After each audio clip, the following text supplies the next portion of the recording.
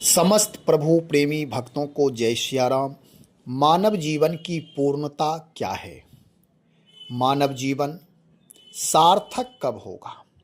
जीवन जीने की कला कैसी होनी चाहिए? अलग अलग महापुरुषों ने अलग अलग अपना विचार रखा। गोस्वामी श्री तुलसीदास जी महाराज एक भक्त कवि भी हैं, एक उदात्त दार्शनिक भी हैं, अद्वितीय महापुरुष हैं, भगवान के साक्षात्कार करने वाले महापुरुष हैं, परम वैज्ञानिक हैं, परम विज्ञानी हैं। ये हम आप भी अपने जीवन को पूर्णता की ओर ले चलें, इसके लिए कुछ न कुछ सहज मार्ग महापुरुषों के बताए हुए मार्ग का अनुसरण करना ही पड़ेगा और उसी में सार्थकता है, सफलता है, पूर्णता है। लोक और परलोक दो किनारे हैं एक ही नदी के।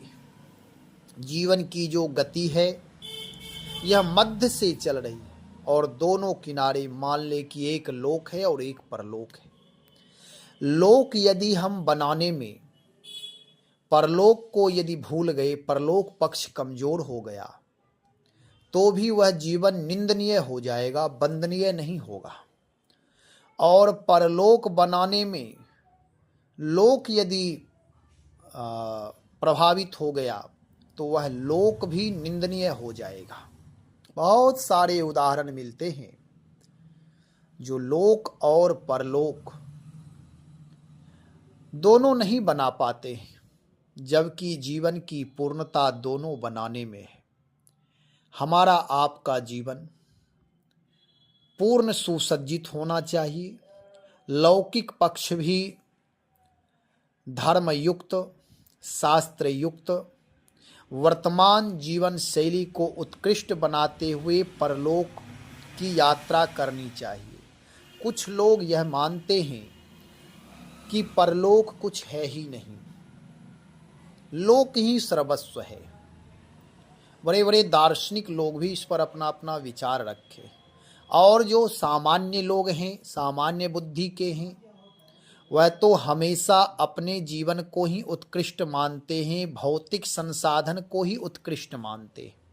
वह समझते हैं परम तत्व परमात्मा कुछ है ही नहीं, भगवान कुछ है ही नहीं, केवल मैं जो हूँ बस। तो ये उनकी लघुता है, बुद्धि की न्यूनता है।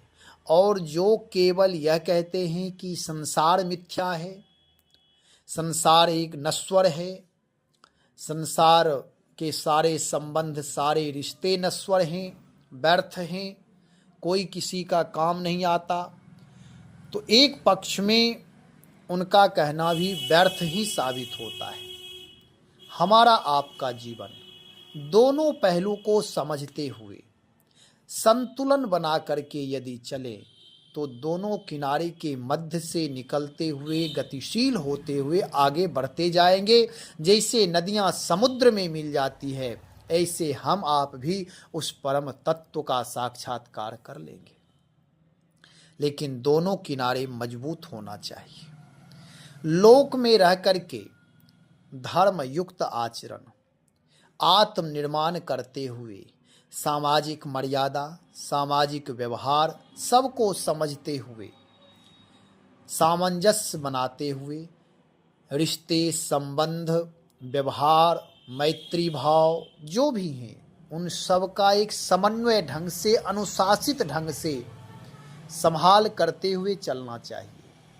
और जब परलोक की यात्रा करते हैं तो उसके लिए भी लोक में रह कर के ही हम संसार से, मोहादि विकार से, जिसके कारण लोक पक्ष निंदनीय होता है, उन निंदनीय वृत्तियों से दूर रह करके यदि हम अपना जीवन नशा मुक्त रखें, व्यवहार में जो दूषण है उस दूषण से हम दूर रहें, जो हमारे दुश्चरित्रता है, कुसंग का प्रभाव है, जिसके कारण हम दुसंग में, कुसंग में पड़ जाते हैं, चोरी, बेईमानी, निंदा, किसी में दोष देखना, इन सारे दोषों से दूर रह करके यदि चलें तो परलोक की यात्रा बहुत ही सुगम हो जाएगा।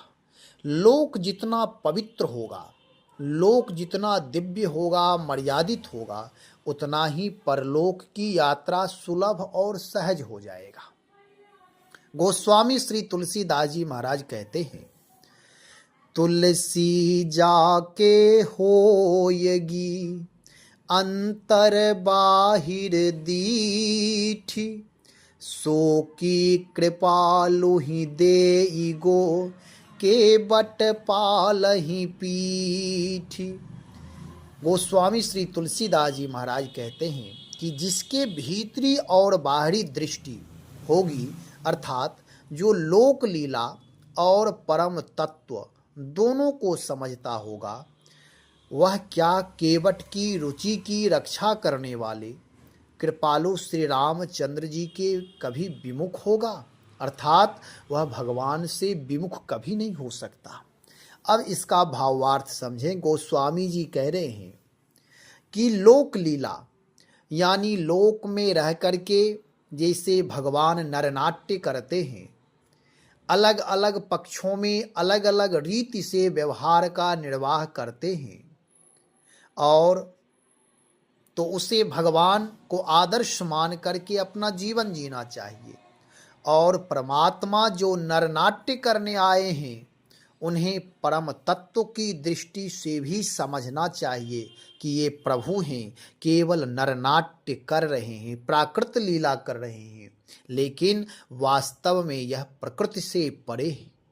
यह परम तत्व हैं, परमात्मा हैं। भक्तों की भावना की रक्षा करने के लिए, मनोकामना पूर्ण करने के लिए भक्त अलग अलग भावना करते हैं, इसलिए उनकी भावना की पुष्टि करने के लिए प्रभु इस धराधाम पर अवतार लेकर के आते हैं, और हम आप सबको मनुष्य जीवन जीने की उत्कृष्ट कला बताते हैं। किस परिस्थिति में कैसा रहना चाहिए, कब क्या बोलना चाहिए, कब कैसी हमारी रहनी हो, बोलनी हो, सोना खाना पीना, सारे भगवान अपने नरनाट्य के माध्यम से समझाते हैं। यदि हमारा जीवन भगवान का नरनाट्य जो भी है उसे सही ढंग से यदि फॉलो कर ले, तो मनुष्य जीवन उत्कृष्ट हो जाएगा। और प्रभु जो परम तत्व हैं, वह हमेशा शाश्वत और सनातन है। वह बहुत दूर नहीं है, वह सबसे निकटवर्ती है परम तत्व। तो इसलिए दोनों पक्ष को समझना है। हमारा आपका जीवन भी, लोक लीला भी जो शरीर की दृष्टि से करते हैं, व्यवहार की दृष्टि से, परिवार की दृष्टि से, भौतिक दृष्टिकोण से, यह भी उत्कृष्ट होना चाहिए।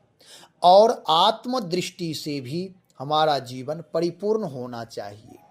अब इसे थोड़ा समझेंगे कि संसार में रह करके ईमानदारी, शुचितापूर्वक विद्या अध्ययन करके, अपने व्यवहार को शुचि पवित्र बना करके, नौकरी पेशा आदि करके, बिजनेस करके, जो भी आप साधन करते हैं, यानी कर्मठता पूर्ण जीवन, अपने कर्तव्य, अपने दायित्व का निर्वाह श्रद्धा, विश्वास, निष्ठा से करें, और उससे धनार्जन करके भौतिक संसाधन पूर्ण रूप से सदुपयोग करें। मैं यह नहीं कह रहा हूँ कि भौतिक संसाधन की आवश्यकता नहीं है। जैसे पहले जब विज्ञान इतना विकास नहीं किया था, उस समय बैलगाड़ी की सवारी थी, ठेला गाड़ी की सवारी थी, और आज अच्छी अच्छी गाड़ियां आ गई है।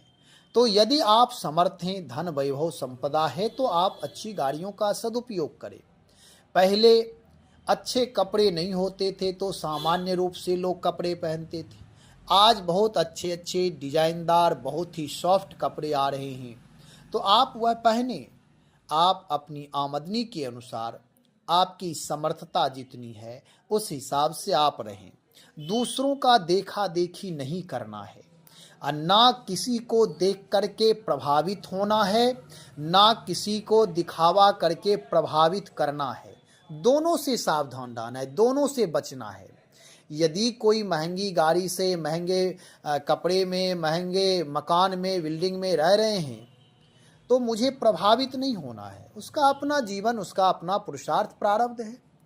और यदि कोई गरीब है, झुग्गी झोपड़ी में रह रहा है, तो उसे हम अपने आव भाव से, भौतिकता से न्यून नहीं समझेंगे। उसकी न्यूनता जो वह गरीब हैं उनके सामने जाकर अपने प्रभाव को प्रदर्शित नहीं करना है। दोनों में सहज रहना है। अपने जीवन को महान बनाना है।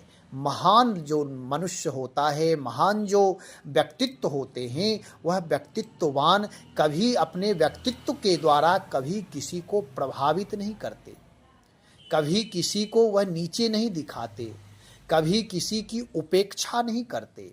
वह सहज रहते हैं। उनका प्रभाव इतना ही है कि बड़ों के पास जाते हैं तो बड़ों का भी सम्मान उतना ही करते हैं। बड़े के अनुसार वहाँ की लोक रीति जैसी होगी उस दृष्टिकोण से उनके साथ व्यवहार करते हैं।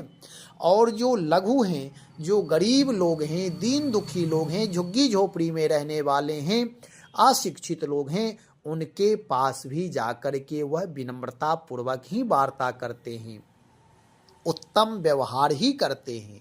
यह अच्छे लोगों का अपना व्यक्तित्व है। उनकी यही प्रभुता है। प्रभुता का मतलब अहंकार नहीं होता है।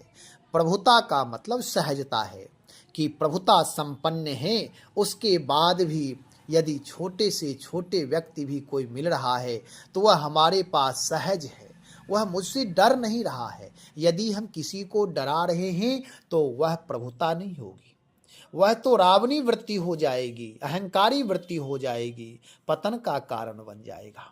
इसलिए हमारा लोक पक्ष मर्यादित हो, धर्म युक्त हो।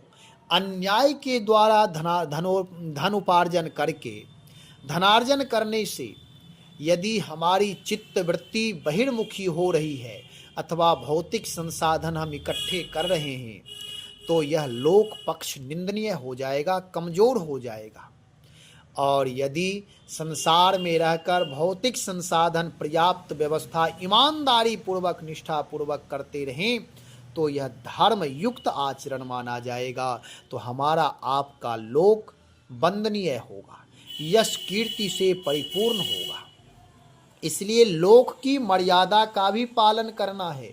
नहीं तो लोग यही कहते हैं, अरे लोक तो है ही नहीं, लोक तो आज है कल नहीं है, इसलिए जो करना है करो, परलोक की चिंता करो। बहुत सारे ऐसे लोग हैं जिनका लोक निंदनीय हो गया है, आज तक उनकी निंदा ही हो रही है। जैसे आप अजामिल को लें, अजामिल का जीवन लोक पक्ष बहुत निंदनीय हो गया। आप लोग अजामिल प्रसंग जब कथा में, भागवत कथा में सुनते होंगे तो कथा व्यास विस्तार से बखान करके कहते, तो उसका जीवन दुष्चरित्रता की वजह से निंदनीय हो गया। वो हिंसक हो गया, पापी हो गया, नाना प्रकार के उसके बहुत सारे पाप हैं, उसकी चर्चा विशेष नहीं करनी है। तो उसका लोक पक्ष निंदनीय हो गया, परंतु परलोक तो बन गया। ऐसा कथा में आती है। इस प्रकार की वार्ता, इस प्रकार का संबंध है कि वह मरते समय नारायण शब्द का उच्चारण किया। इसलिए नाम के प्रभाव से, अजामिल अपने प्रभाव से नहीं, अपने धर्म के प्रभाव से, सत्य के प्रभाव से नहीं, वह नारायण नाम के प्रभाव से भगवत धाम को प्राप्त किया। भगवत धाम मिल गया, परलोक बन गया। परंतु लोक पक्ष आज तक निंदनीय है। कोई भी व्यक्ति अपने पुत्र का, अपने परिवार में किसी सदस्य का अजामिल नाम नहीं रखता है। यदि कोई निंदा वृत्ति से, कोई व्यक्ति दुष्चरित्रता से, निंदनीय वृत्ति से में प्रवृत्त है तो लोग कह देते वह अजामिल हो गया। घृणा की दृष्टि से लोग देखते हैं। तो हमारा आपका चरित्र उत्तम होना चाहिए, लोक उत्तम होना चाहिए, लोक वंदनीय होना चाहिए। तो अजामिल का कहीं भी कोई श्रीमान अजामिल जी नहीं कहता है, सब लोग निंदा की दृष्टि से देखते। ऐसे बहुत सारे उदाहरण हैं जो लोक पक्ष निंदनीय कर लेते, खराब कर लेते। बहुत ऐसे लोग हैं, अराजक तत्व हैं, अपराधी तत्व हैं, जो मर्डर करके या अपराध करके, नाना प्रकार के व्यभिचार करके, उसके बाद वह भागा जाते हैं वृंदावन, अयोध्या, कहीं जा कर के रहते हैं भाग करके, और वहाँ छिप करके अथवा वहाँ रह करके अपना वेश बनाते हैं, भजन में लग जाते हैं। उनका भजन भी निंदनीय होगा, क्योंकि निंदनीय व्यक्ति, निंदनीय कृत्य से युक्त व्यक्ति वह कहीं भी जाता है तो उसके साथ ही उसके कुसंस्कार भी जाते हैं। हाँ, कोई एकाध बिरले महापुरुष हैं जिनका जीवन पूर्व में दूषित था, लेकिन भगवान की कृपा से वैराग्य हुआ, उन्होंने पश्चाताप किया, महापुरुषों का संग किया, पुनः दृढ़ प्रतिज्ञा किया कि मैंने जो भी आज तक किया मुझसे अपराध हुआ, अब मुझे नहीं करना है। तो हो सकता है प्रभु कृपा से, सत्संग से उसका जीवन सुधर जाए। नहीं तो गलत लोग यदि किसी धाम में जाकर मंदिर में भी प्रवेश कर जाएंगे, पुजारी भी बन जाएंगे, पूजा पाठ भी करते रहेंगे, यदि गलत संस्कार है गलत, तो वे जहाँ जाएंगे उनके साथी वैसे मिलेंगे, गलत लोग से ही वे जुड़ेंगे। तो ऐसे लोग कमजोर नहीं करना है। और कुछ लोग ऐसे हैं जो लोक बनाने में ही मस्त रह जाते, परलोक की चिंता ही भूल जाते। जो करना होता है खूब खाते पीते अय्यास करते, अन्याय पूर्वक धनार्जन करते हैं, फिर अन्याय के द्वारा वह धनार्जन करके अपनी संपत्ति बनाते हैं, फिर क्लब में जाते हैं, नाना प्रकार के व्यसन करते हैं। तो उनका यह लोक पक्ष तो लगता है देखने में कि बन रहा है, परलोक को वह भूल ही जाते हैं।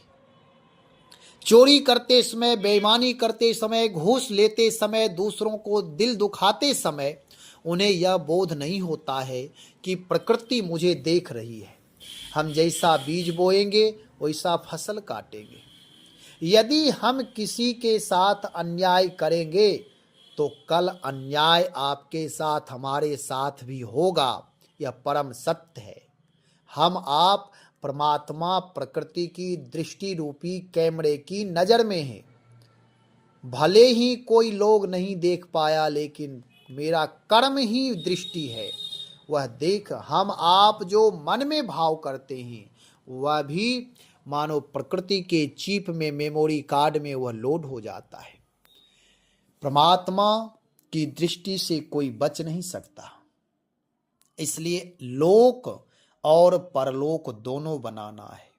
यदि लोक बनाने में, धनार्जन करने में, मान बड़ाई प्रतिष्ठा के लिए अपने जीवन को हमेशा लगाए रखें, दूसरों को अपमानित करने में, दूसरों की निंदा करने में, धन वैभव शरीर कुल परिवार के अहंकार में यदि हम किसी को परेशान करते रहे, दूसरों को उपेक्षित भाव से यदि देखते रहे, सबके प्रति क्रूरता यदि हमारी है, आपसी प्रेम, आपसी रिश्ते यदि अहंकार के कारण टूट रहे हैं, तो आपका परलोक भी खराब हो जाएगा।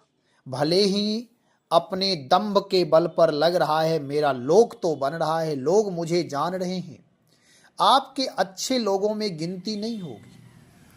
जिसका भी इस प्रकार के कृत्य होंगे वह हमेशा निंदनीय होंगे, उनका परलोक भी नहीं बनेगा। भले ही लोक भी निंदनीय होगा, भले ही वह अपने आप को मान ले कि मेरा यह कृत्य उत्तम है, वह कृत्य उत्तम नहीं होता है। कहने का मतलब यह है कि लोक और परलोक दोनों अनुशासित होना चाहिए। जहाँ तक विशेष रूप से यह समझना चाहिए, लोक पक्ष जितना मर्यादित होगा, सुशिक्षित होगा, आदरणीय, वंदनीय, पूजनीय होगा, सम्माननीय होगा, उतना ही परलोक की यात्रा भी उत्तम होगी। अब पूजनीय, वंदनीय, आदरणीय का मतलब ऐसा नहीं कि लोग हमारी पूजा करें, हमारी भावना सबके प्रति सम्मान की भावना हो, आदर की भावना हो, पूज्य की भावना हो। तब यदि केवल यही कि मेरी सब पूजा करे, यह तो निशाचरी वृत्ति है, तमोगुनी वृत्ति है, मेरा सब सम्मान करे, मैं किसी का नहीं। अध्यात्म मार्ग हमेशा विनम्रता को स्वीकार करती है। मानसकार गोस्वामी श्री तुलसीदास जी महाराज कहते हैं, भक्त का लक्षण ही होता है सबहि मान प्रद आप अमानी। दूसरों का सम्मान करिए और स्वयं सम्मान की इच्छा नहीं रखिए। यदि आप किसी का सम्मान भावपूर्वक किए हैं तो प्रकृति, आप एक जगह एक व्यक्ति का सम्मान किए हैं, प्रकृति आपको 100 व्यक्ति से सम्मान कराएगी। यदि आप किसी एक व्यक्ति की सेवा कर दिए हैं, सहयोग कर दिए हैं, तो प्रकृति आपके लिए सैकड़ों व्यक्ति को खड़े कर सकती है, वह खड़ी कर देगी। प्रकृति की समर्थता है, वह अनंत गुना वापस करती है। इसलिए कभी मन में यह नहीं सोचना है कि मेरा कोई कर्म देख नहीं रहा है। परमात्मा सबके कर्म को देखते हैं। कर्म ही स्वयं अपने आप में दृष्टि भी है, वही देखती है।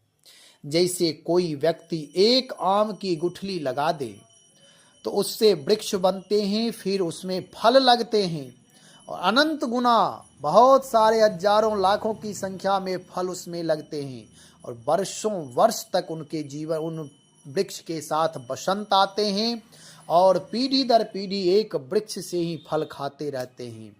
ऐसे ही हमारा आपका जीवन, यदि उत्तम कर्म हम आप करते हैं तो आपकी जो संतान होगी, भले ही आप कोई छोटा कार्य परोपकार में किए हों, एक लोगों की सेवा किए हों, थोड़ा सहयोग दिए हों, लेकिन वह मानो कि वह एक वृक्ष बन जाएगा, फिर उसमें अनंत फल लगेंगे और वह वर्षों वर्ष तक जो आपकी संतान होंगे, जो आपकी पीढ़ी दर पीढ़ी आगे होते जाएंगे, उन सबके जीवन में पुण्य का लाभ प्राप्त होगा। इसलिए कर्म करने में हमेशा लोक में संभल कर रहना चाहिए। यदि उत्तम कर्म आप करते हैं, धर्म युक्त कर्म करते हैं, तो आपका जीवन उत्कृष्ट होगा। गोस्वामी जी कह रहे हैं, तुलसी जाके होएगी अंतर बाहिर दीठ।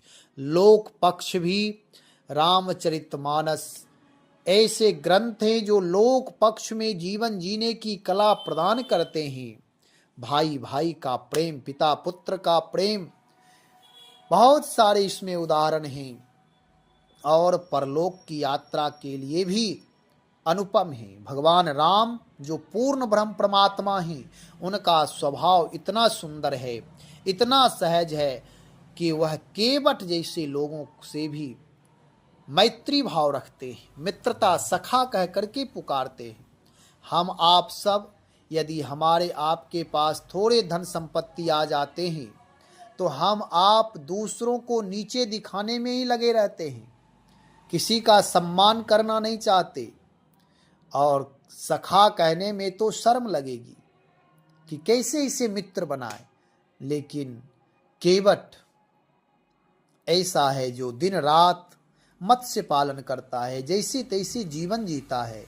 लेकिन प्रभु राम की वैशिष्टता है कि प्रभु राम हृदय से लगाते हैं। ऐसे करुणा निधान प्रभु की शरणागति हम आप क्यों नहीं स्वीकार करें, अर्थात अवश्य स्वीकार करनी चाहिए।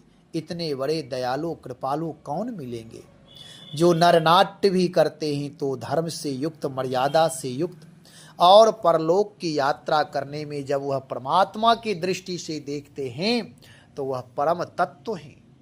तो हमारी आपकी दृष्टि लोक और परलोक दोनों की होनी चाहिए। शारीरिक दृष्टिकोण से भी भौतिकता में रहते हुए अपने जीवन को सुदृढ़ बनाए, परोपकारी बनाए, परहित से युक्त रखें, अपने विचार को सुंदर बनाएं, ब्रह्मचर्य से युक्त रहें। ब्रह्मचर्य का मतलब है कि ब्रह्म तत्व में विचरण करते रहे, उदात्त तत्व में विचरण करते रहें, ऐसी भावना होनी चाहिए। शुभ संकल्प से युक्त रहना चाहिए और आत्म तत्व की दृष्टि से हर जगह निज प्रभुमय देखें जगत के ही सन करें विरोध। एक चींटी में जो आत्म तत्व है वही एक हाथी में भी है, पेड़ पौधे में भी है, जड़ चेतन हर जगह परम तत्व ही है। गोस्वामी जी कहते हैं, जड़ चेतन जग जीव जत सकल राम मैं जान। राम से युक्त सारी चेतना है हर जगह। प्रकृति में कहीं ऐसी जगह नहीं है जहाँ राम तत्व नहीं है। इसलिए हर जगह आत्मदृष्टि होना चाहिए। यदि हम किसी का अपमान कर रहे हैं, किसी को गाली दे रहे हैं, तो ईश्वर की उपासना में हम बाधा कर रहे हैं। हमारी उपासना सिद्ध नहीं हो सकती है, क्योंकि हर जगह ईश्वर तत्व ही। बोलचाल में भी लोग कहते हैं किसी की आत्मा को मत दुखाओ, किसी को परेशान मत करो। हमारी आपकी ऐसी उदात्त भावना होनी चाहिए, परम तत्व की भावना होनी चाहिए, परोपकार से युक्त भावना होनी चाहिए, सबके प्रति करुणा, प्रेम, दया, अपनापन, मैत्री भाव रखना चाहिए। हाँ, नीति प्रधान में ऐसा होता है कि कोई दुराचारी, कोई व्यभिचारी, कोई अन्यायी है। जैसे सैनिक, सेना युद्ध कर रहा है, बॉर्डर पर रह रहा है, वहाँ यदि कोई घुसपैठी आ रहा है, कोई दुराचारी कोई आ रहा है, तो उसके लिए सैनिक का परम कर्तव्य होता है उसके ऊपर प्रहार करना, गोली चलाना। यह धर्म है। नहीं तो एक आतंकवादी यदि प्रवेश कर जाएगा तो हजारों लाखों को वह परेशान कर सकता है। उस समय का धर्म अलग हो जाएगा, उस समय का लोक पक्ष, लोक की मर्यादा अलग हो जाएगी। वह सैनिक हाथ नहीं जोड़ेगा। यदि हाथ जोड़ करके विनम्रता दिखाना शुरू करेगा तो वह अधर्म हो जाएगा। इसलिए धर्म पक्ष को समझना होता है, लोक पक्ष को समझना होता है। जो जहां जिस धर्म, जैसे कोई शिक्षक हैं, विद्यार्थी को पढ़ाते हैं, लाड़ प्यार से पढ़ाते हैं, समय आने पर डांटते भी हैं, समय आने पर पीटते भी हैं, तो वह उसके हित के लिए करते हैं। यदि वह बच्चों के हित की भावना ना रखें, केवल बच्चों के हाँ में हाँ मिलाते जाएं, तो शिक्षक धर्म से च्युत हो जाएगी। जैसे माता पिता अपने बच्चों को उत्कृष्ट महान बनाने के लिए हमेशा प्रेम भी करते हैं तो कभी डांटते भी हैं, प्यार स्नेह वात्सल्यता भी देते हैं तो कभी मारते भी हैं, क्योंकि उनका संस्कार उत्तम होगा। जैसे कुंभकार यदि उत्तम पात्र बनाता है तो समय समय पर अलग अलग धर्म का प्रयोग करता है। जब जैसी जिस परिस्थिति में वह रहता है, जैसा निर्माण करने में जो जो कलाओं की वहाँ जरूरत है, उस कला का वहाँ प्रयोग करता है। इसलिए वह धर्म है। तो हम आप सब अपने लोक मर्यादा को भी समझें, परलोक मर्यादा को भी समझें। गोस्वामी श्री तुलसीदास जी महाराज कहते हैं कि जो केवट के रक्षक हैं, पालन करने वाले हैं, उनकी भावना की पूर्ति करने वाले हैं, ऐसे भगवान राम के सन्मुख हो जा, इनसे दूर ना रहें। हमारी आपकी मनोकामना भी अवश्य पूर्ण होगी। भगवान नाम का जप अधिक से अधिक करें, समय निकाल करके। जिनकी जो जिम्मेदारी है वह सारी जिम्मेदारियों का निर्वाह करते हुए भगवान नाम का स्मरण करते रहें, भगवत चिंतन करते रहें, संत महापुरुषों का सम्मान करते रहें और अपने परिवार में कुशलता से रहें, शुभ भाव से रहें। जब जहाँ शुभ रहता है वहीं परमात्मा का वास होता है। इसलिए प्रभु का चिंतन, प्रभु का मनन करते रहें, सबके प्रति आदर भाव रखें, भगवान नाम का जप अधिक से अधिक करें, कीर्तन करें, भजन करें, सेवा और सुमरन से युक्त जीवन को रखें और जीवन को महान बनाए, दिव्य बनाए। श्री राम जय जय राम, श्री राम जय जय राम।